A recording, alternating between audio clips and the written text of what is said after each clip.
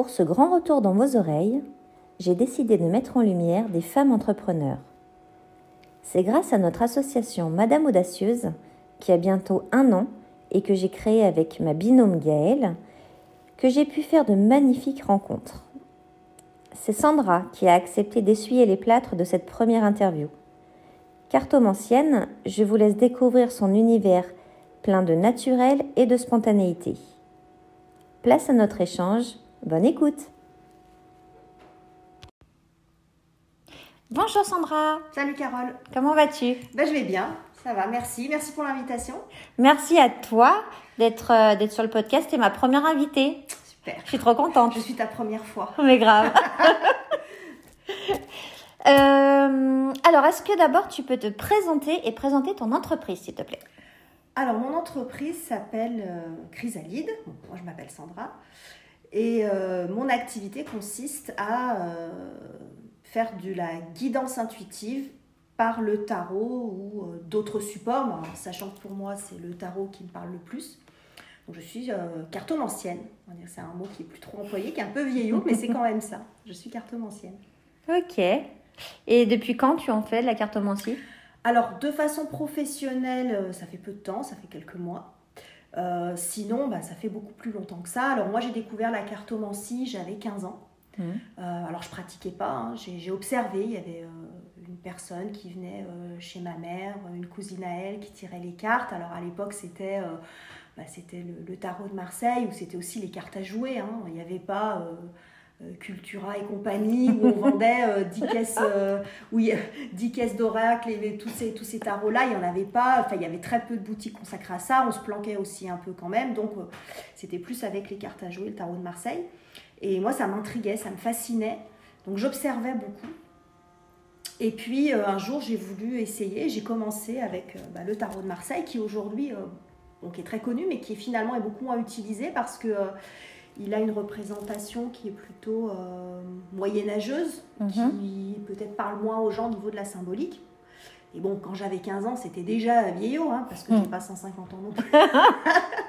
Mais je ne sais pourquoi, ça me parlait quand même. Malgré tout, ces symboles-là, le tarot de Marseille, sous cette forme-là, me parlait déjà. Donc j'ai commencé comme ça. Et puis après, j'ai appris un peu plus. J'ai lu des bouquins, j'ai lu des articles, mais pas de façon forcément continue dans ma vie. C'est-à-dire qu'il y a eu des moments où j'ai consacré du temps, des moments où je n'avais pas le temps, parce que ma vie privée était bien remplie avec les enfants, le travail, etc. Donc de façon discontinue, mais ça ne m'a jamais vraiment quitté cet univers-là.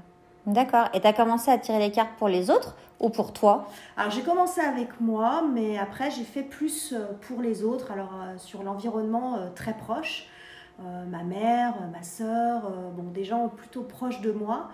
Et puis, je testais des choses sur moi. J'ai retrouvé encore l'autre jour des cahiers où je notais mes trucs et tout ça. C'est rigolo. Mais c'est tout. En fait, j'ai jamais trop communiqué là-dessus, et encore aujourd'hui, il y a beaucoup de gens dans ma famille ou dans des amis même que je connais depuis une vingtaine d'années qui ne savent pas du tout que je fais ça. Ah ouais ? Ouais, c'est quelque chose que j'ai du mal à... C'est pas que j'en ai honte, mais peut-être la peur du jugement, du regard qu'on pourrait porter sur moi, pas envie non plus de me justifier, de m'expliquer. Mais pourtant, tu en as fait ton business. Donc oui. Du coup, il faut que les gens y savent. C'est toute la problématique. Donc en fait, j'essaye de communiquer, mais de pas être trop, de restreindre. Je fais en sorte en fait que les gens les plus proches de moi ne le sachent pas. c'est du contorsionnisme presque. Bon, finalement, ils finiront par le savoir, mais c'est vrai que c'est quelque chose que j'ai du mal à assumer. Mais par contre, quand je suis dans le contexte où je tire les cartes à quelqu'un qui fait appel à moi, je suis à l'aise en fait par rapport à ça. Parce que je sais que la personne, si elle vient me consulter, c'est qu'elle attend quelque chose de moi, qu'elle n'est pas forcément fermée, même s'il peut arriver qu'on rencontre des gens qui sont là aussi pour nous tester et qui ne sont pas toujours... l'intention n'est pas toujours hyper positive. Ça arrive, mais c'est pas la majorité, c'est très peu finalement. D'accord, ok. Donc voilà, ma question c'était est-ce que tu as appris ou est-ce que c'est un don naturel ? Donc du coup c'est un peu les deux. J'ai envie de dire ouais, c'est un peu les deux, mon capitaine, tu vois.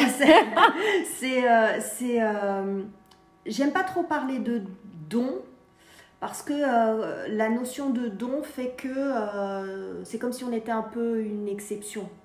Et j'aime pas trop voir les choses comme ça. Je pense qu'on a tous des capacités de cet ordre-là, un peu ou médiumnique et tout, sachant que je ne suis pas médium.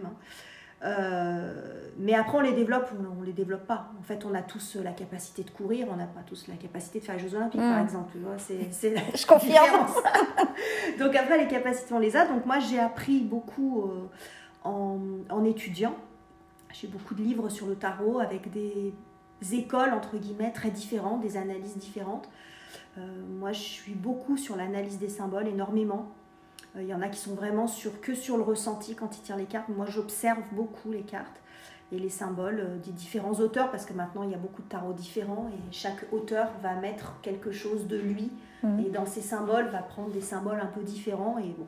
Donc moi, je suis très dans l'observation de ça. Donc j'ai un apprentissage théorique. Et puis après, il y a une partie, effectivement, que je ne m'explique pas. C'est-à-dire que quand je suis dans la justesse de ce que je dis par rapport au retour que j'ai des personnes qui me consultent, il y a des moments, même moi, ça me dépasse. Je me dis, je suis toujours dans le doute, en fait. Je suis jamais dans la certitude de ce que je dis ou de ce que je fais. Et ça me permet aussi de bien garder les pieds sur terre et de pas trop...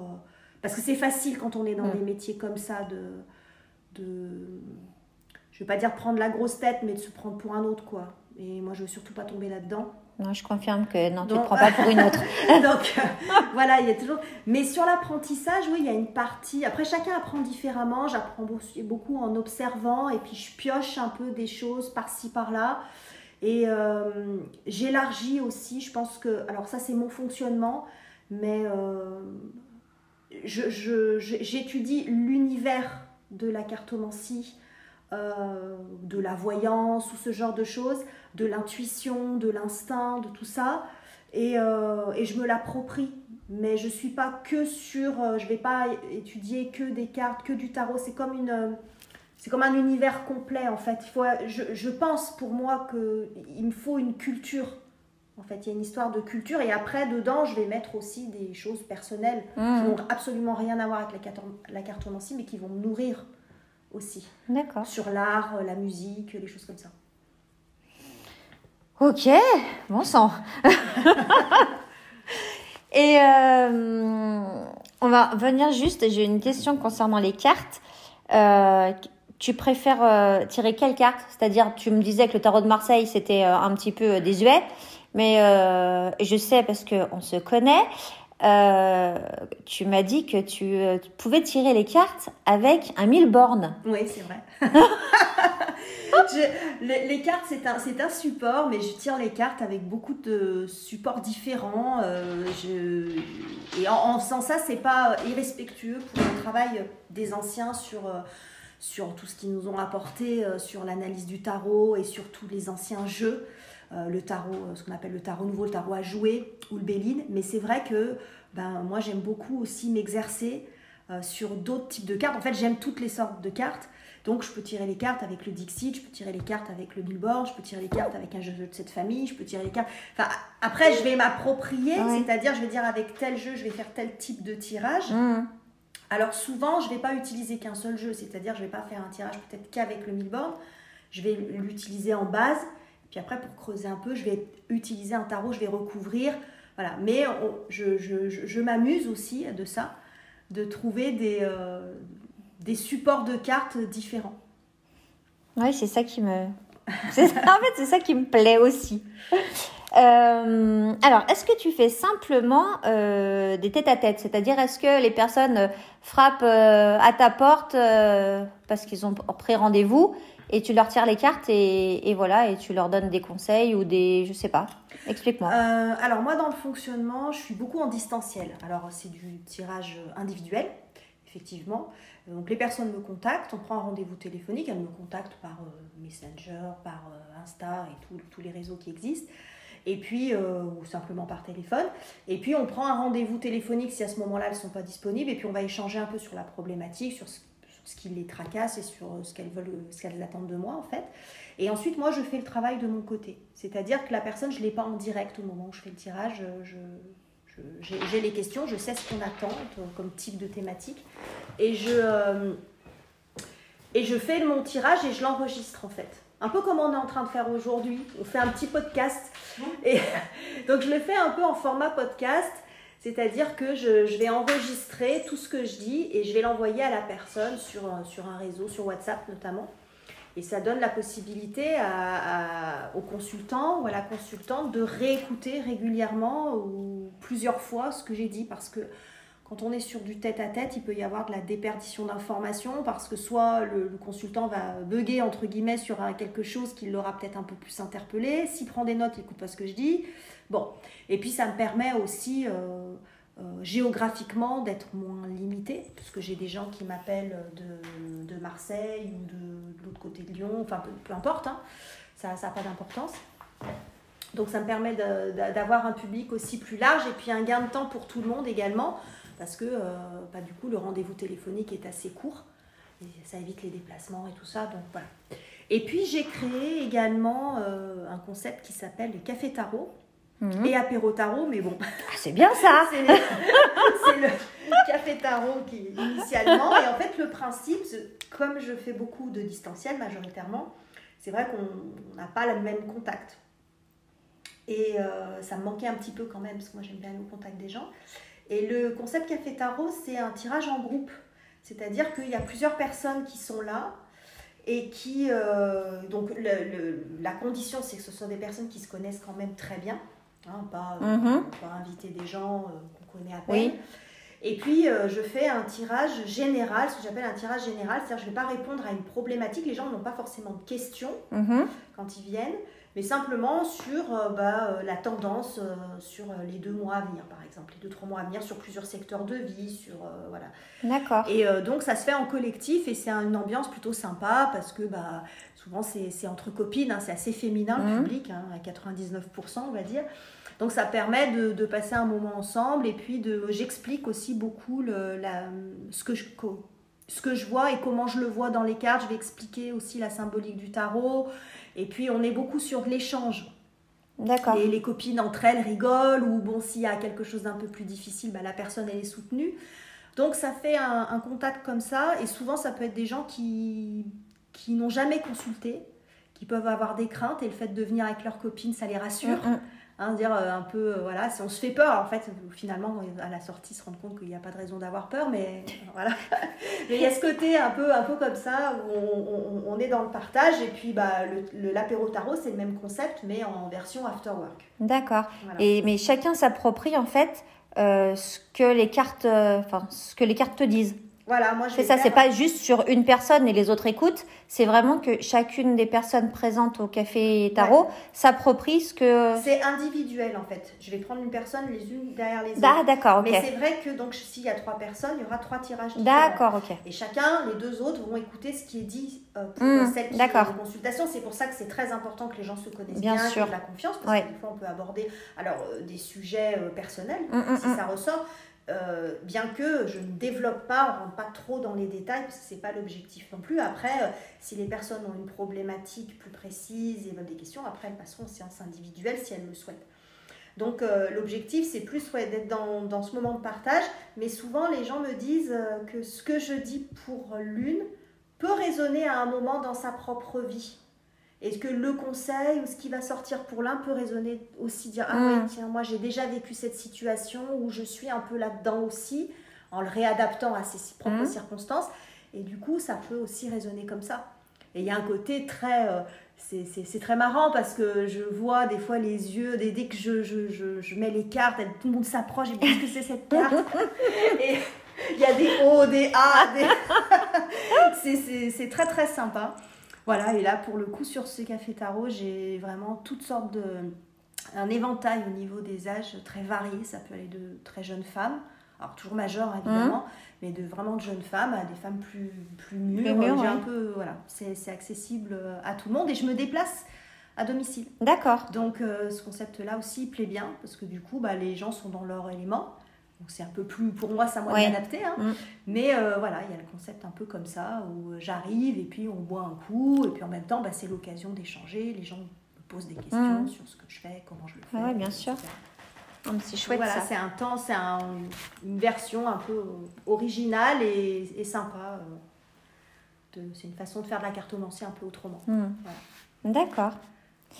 Alors, est-ce que tu penses, après tout ce que tu m'as dit, que les gens sont ouverts à la cartomancie, sont un peu plus ouverts, ou alors qu'ils en ont peur? Je pense qu'il y a un peu les deux, mais c'est vrai qu'on est quand même dans une période où le côté spirituel est très ouvert. Par contre, le pendant de ça, c'est que les gens derrière la cartomancie mélangent un peu tout. C'est-à-dire que vous avez des personnes, par exemple, qui vont tirer une carte oracle. La différence entre les tarots et les oracles. Donc, il y a beaucoup de cartes oracles aujourd'hui qui sont très bien. Moi, j'en utilise quelques-uns qui sont très beaux, qui ont des messages très forts. Mais il y a aussi des cartes oracles, vous avez un message qui est directement écrit sur la carte. Et en fait, il y en a qui disent je tire une carte le matin et je lis le message. Et donc pour eux, ils tirent les cartes. C'est pas ça, tirer les cartes. Ça, c'est lire une carte, c'est pas la même chose. Derrière, le problème, c'est qu'il y a un petit peu de confusion derrière ça. Mais oui, je pense que les gens sont quand même plus ouverts. C'est plus moi qui ai des craintes d'être mal perçue.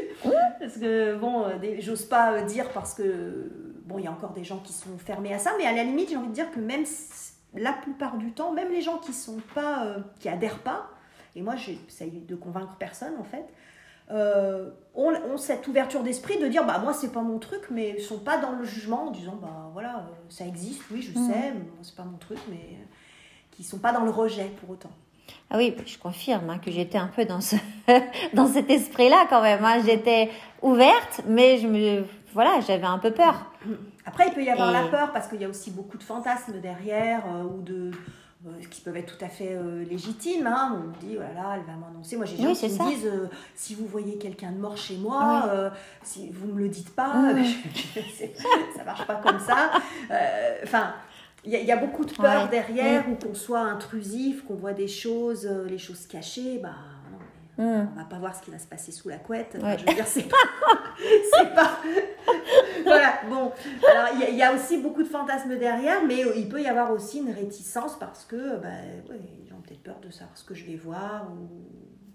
Voilà. Oui, non, t'es pas une Madame Irma, on est bien d'accord. Non, on n'est pas dans ce sens-là, c'est pas l'œil de Moscou. On essaye de voir tout ce qui se passe chez les gens. Il y a moi j'ai une déontologie, je ne suis pas la seule, il y a beaucoup de gens dans ce milieu qui ont une déontologie très comment dire, qu'ils appliquent à la lettre, c'est très important. Voilà. Mais c'est vrai qu'aujourd'hui on est quand même dans une mouvance où on est beaucoup plus ouvert, les gens sont plus ouverts à ce genre de trucs, mais parfois un peu trop, et on en discutait il n'y a pas longtemps ensemble toutes les deux, où parfois on arrive au perchage maximum. Ça c'est un truc que je vais pas dire que je combats, mais que je dénonce souvent, c'est-à-dire qu'il n'y a pas besoin de planer à 10 000 quoi. Enfin, il faut arrêter avec le côté inaccessible. J'ai des messages, mais vous ne pouvez pas comprendre. Voilà. Ça, après, on tombe dans un délire qui n'est pas le mien. Bon, garde les pieds sur terre quand même. Alors, est-ce que tu peux nous donner une petite anecdote sur une séance? Alors, sans nous dévoiler, bien sûr, ni la personne, mais une petite anecdote qui t'a fait rire, ou qui t'a fait plaisir, ou qui t'a fait rire, ou qui t'a fait pleurer, ou... C'est difficile sur une séance, que ce soit en café tarot ou en séance individuelle, parce que les séances individuelles, ce qui est... J'ai pas les personnes en face directement. Après, ce qui est toujours intéressant, c'est des fois les messages en disant mais c'est pas possible, mais comment vous faites, t'as des caméras chez moi, des caméras chez moi, c'est pas possible. Et puis, voilà, c'est plus dans les réactions en fait que c'est donc c'est rigolo. Ah oui, l'anecdote la dernière, alors ça c'était très mignon parce que Il y avait une personne qui avait été sur mon compte Insta, je pense qu'il ne devait pas connaître, et qui avait vu que je faisais des cafés tarot, et elle m'a envoyé un message pour savoir si je lisais dans le marc de café. Dans le marc de café, elle pensait que je lisais dans le marc de café. Ça m'a beaucoup fait rire. Alors non pas que je dis pas que ça n'existe pas, la café d'Aubancy ça existe, mais c'est pas du tout ce que je fais. Et c'est vrai que quand j'ai créé Café Tarot, j'ai pas du tout pensé moi non plus, ça pouvait être associé à la lecture de marc de café. Voilà. Et puis autrement dans les cafés tarot, il y a des moments de beaucoup d'émotions aussi, parce que parfois on est sur des problématiques où on appuie un peu là où ça fait mal. Et donc là c'est bien parce que la personne concernée elle est entourée. Alors après on va pas aller en profondeur dans le sujet, mais elle est quand même entourée, donc ça c'est toujours un petit peu émouvant. Du coup, faut ajuster, il faut toujours faire attention à ce qu'on dit, être toujours quand on voit que la réponse, elle va peut-être être difficile à entendre, ou que le sujet peut être un peu douloureux, il faut y aller tranquille. Et une fois, j'avais justement eu un café tarot qui s'était pas très bien passé, parce que dans le sens que les personnes qui étaient venues, au moins 2, mais il y en avait notamment une, étaient dans une situation terrible. Et c'était très souffrant, on va dire, sa situation. Et j'avais peut-être pas suffisamment précisé ça, donc je me suis promis que pour tous les prochains cafés tarot, je le préciserai, qu'il ne faut pas venir sur ce genre de choses quand on est à vif, parce que à la limite, ça sera peut-être pas aidant. Et la personne n'est peut-être pas prête, ou alors elle aura besoin peut-être de quelque chose, d'un tirage vraiment individuel toute seule, ou alors à la limite c'est peut-être même pas le moment du tout. Il faut laisser redescendre un peu les choses, il faut faire attention aussi, c'est pas toujours le bon moment. Donc j'avais eu cette expérience qui m'avait laissé un goût un peu amer quand même, parce que j'avais l'impression de ne pas avoir pu dire en fait tout ce que j'avais à lui dire, mais parce que c'était trop dur, c'était trop douloureux pour elle. Elle avait commencé à pleurer avant même que j'ai commencé à tirer les cartes, et d'ailleurs je lui avais même proposé de ne pas le faire si c'était trop douloureux pour elle. Et voilà, donc ça c'est des petites histoires comme ça, des petits instants, mais il y a aussi beaucoup de fou rire aussi, beaucoup de rigolade aussi, quand on est dans le collectif notamment. Voilà. Alors, je voulais savoir, pour ceux qui aimeraient apprendre à tirer les cartes, qu'est-ce que tu leur conseillerais de faire? Alors, et déjà, avec quoi commencer? Est-ce qu'il vaut mieux commencer par la base, le tarot de Marseille, ou alors aller à l'instinct et aller, comme tu disais, à Cultura, et prendre ce qui nous plaît le plus? Je pense qu'il n'y a pas de formule idéale. Moi, je suis arrivée au tarot de Marseille un peu par hasard, en fait. Et je sais qu'aujourd'hui, c'est pas un tarot. Souvent, les gens commencent pas par ça. Alors, si je veux être un peu pragmatique, je vais dire, commencez peut-être par des cartes oracles ou les images. En fait, je pense que ça dépend comment la personne fonctionne. Si elle est très visuelle, il faut qu'elle aille vers un support de cartes où les représentations, si c'est des photos, les dessins, l'atmosphère un peu qui se dégage du jeu lui parle. Voir si elle accroche ou pas déjà visuellement. Après, il y a différents types de tarot. Donc il y a le tarot de Marseille, mais celui qui est le plus vendu aujourd'hui, c'est le tarot Rider-Waite-Smith, donc qui a été créé après et qui reprend beaucoup les symboliques du tarot de Marseille, mais sur les arcanes mineurs, parce que le tarot, en synthèse, il y a 78 cartes, donc il y a 22 arcanes majeures et 56 arcanes mineurs. Et les arcanes mineures dans le tarot de Marseille ne sont pas du tout inspirantes, on va dire. Si vous avez un 5 de denier, vous allez avoir une carte avec 5 pièces dessus, donc la symbolique, elle est quand même limitée. Et donc dans le Rider-Waite-Smith, par exemple, vous avez des représentations qui sont beaucoup plus... vous pouvez plus se rattacher à la vie actuelle, à une émotion, la symbolique est complètement différente. Donc souvent sur le tarot, c'est bien d'aller sur du Rider-Waite-Smith plutôt que du tarot de Marseille, même à moins que la personne soit, comme je l'ai été moi, sensible au tarot de Marseille. Mais la base de ça, c'est déjà de se demander pourquoi on veut tirer les cartes. Parce que c'est un jeu, oui, ça peut être un jeu, mais c'est pas que un jeu. Il faut faire attention à ce qu'on va en faire. Parce que tirer les cartes pour soi, souvent les gens, c'est ça. C'est je veux tirer les cartes pour moi, je veux apprendre.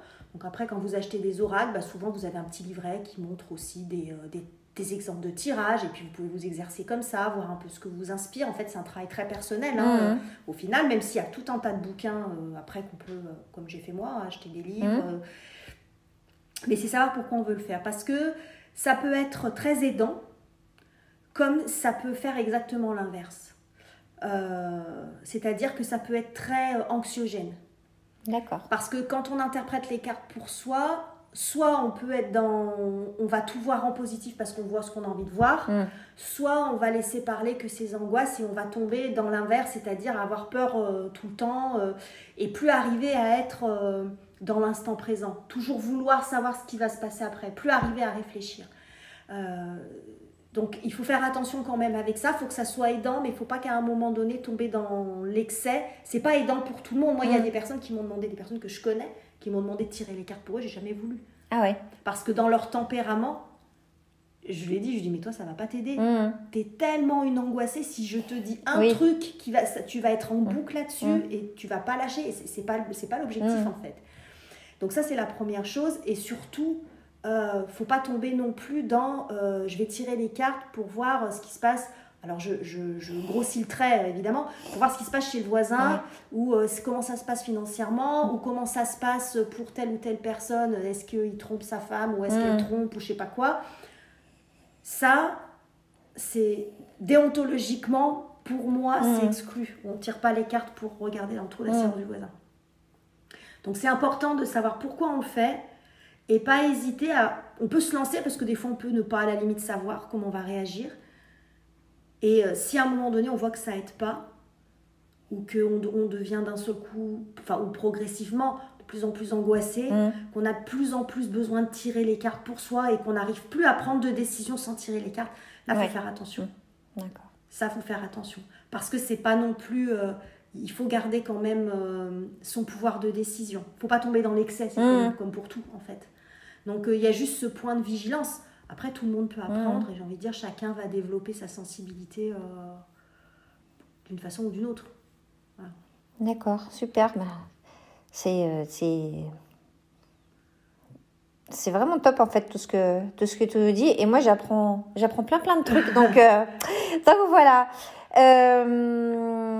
Avant de parler de tes réseaux sociaux, tu es là aussi parce que on se connaît grâce à une association qui s'appelle Madame Audacieuse.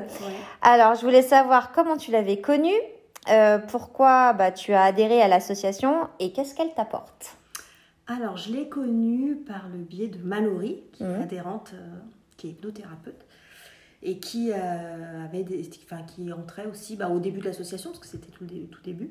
Et puis on était rentrés en contact par l'intermédiaire de quelqu'un d'autre, enfin bref. Donc on ne se connaissait pas beaucoup, on s'était déjà vus.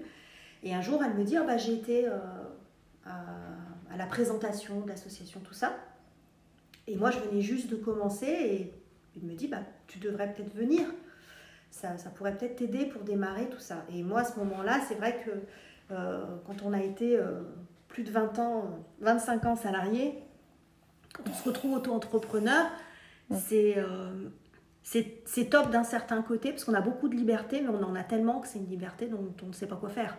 Exactement. On est un peu perdu. On dit, j'ai du temps, mais j'ai tellement de temps que, comment je m'organise, par quel bout j'y prends, enfin bref.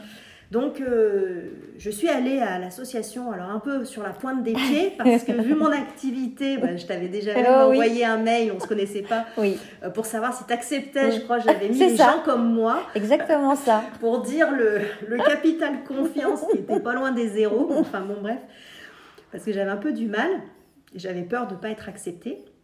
Donc c'est comme ça que j'ai connu l'association. Et puis du coup, j'ai rencontré... plein de femmes super, beaucoup de jeunes femmes pour qui j'ai beaucoup d'admiration parce qu'elles se lancent dans des trucs avec beaucoup de conviction. Moi, je fais partie des plus âgées, on va dire. Et moi, à cette époque-là, déjà, l'auto-entrepreneuriat n'existait pas, donc c'était une vraie usine à gaz de se mettre à son compte. Mais moi, j'en étais pas là, j'avais pas j'étais plus dans la sécurité. Bon. Après, c'est des questions de tempérament, c'est pas l'histoire d'elles dans le jugement, mais je me dis, elles sont quand même...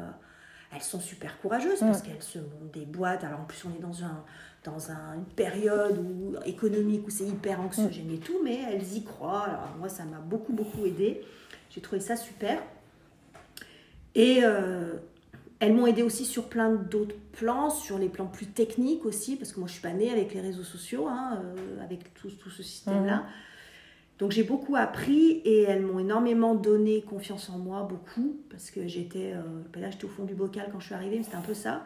J'étais vraiment pas en grande forme. Et aujourd'hui, j'ai pas une multinationale, je suis toujours auto-entrepreneur, mais mon activité a bien progressé et je leur dois énormément, beaucoup. Je dois énormément à Madame Audacieuse, aux personnes en tout cas qui sont, pour tout le soutien moral, pour tout le soutien en termes d'échange de connaissances, tout ça. Je leur dois énormément parce que je pense que si je les avais pas rencontrées, je sais pas si j'aurais évolué, ou en tout cas de façon beaucoup plus lente. Ça aurait été beaucoup plus difficile. C'est un soutien qui est, quand on est auto-entrepreneur et qu'on n'a jamais fait ça de sa vie, quand on a été salarié tout le temps, où on est toujours très encadré, on se pose pas de questions. Oui, on suit. On suit. Alors après, avec les avantages et les inconvénients que ça comporte. J'avais pas ces références-là et ça m'a vraiment beaucoup aidée. C'est un appui énorme, mais à tout point de vue. C'est un appui logistique, on va dire, et sur l'apprentissage, les échanges de connaissances, les partages. Et c'est un soutien moral aussi, parce qu'on se rend compte, et moi je me suis rendu compte que finalement, moi je venais de démarrer, j'avais des problématiques, mais finalement chacun avait les siennes. Il y avait certaines sur lesquelles on se rejoignait, et puis après des problèmes spécifiques à chaque activité.